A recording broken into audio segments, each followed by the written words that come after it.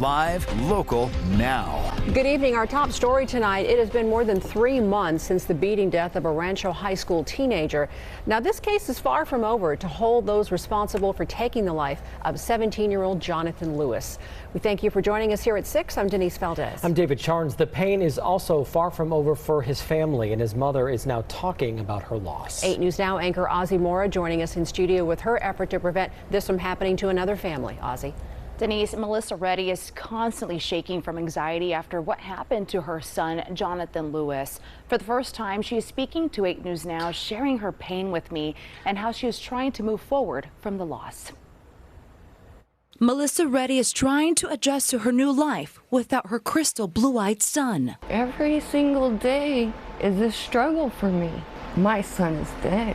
Telling me she just wants him back. Wanting to know why they chose to do what they did. 17-year-old Jonathan Lewis died November 7th, a week after a mob of teenagers attacked him in an alley near Rancho High School. Metro saying the fight was over a pair of stolen headphones or a vape pen. Police arresting 9 teens who also attended Rancho, now all facing murder charges. When I tell you, I literally felt my son die that day.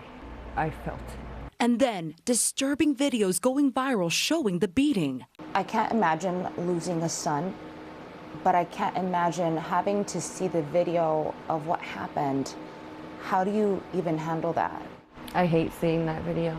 It enrages me. He was unconscious. He was on his right side because that was his natural sleeping position, the position in which his whole entire life I watched him sleep in, and they stomped on him. Was your son dealing with any problems at school prior to this? Jonathan, is there anything going on at school that I need to be concerned about? He said, no, Mom, I just need a break. Claiming her son was a victim of bullying, but says she will never know. Reddy doesn't want those videos to be a representation of her son. What were Jonathan's dreams and aspirations? He was progressing into a wonderful young man. He wanted to be a model. He wanted to be a musician. He wanted to finish school.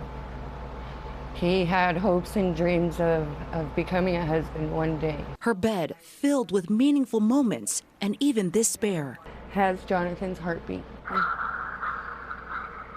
Do you feel closer to him every time you press that button? I do. With a forever broken heart, Reddy says her main focus now is to continue sharing her son's story, hoping no other parent is in her seat.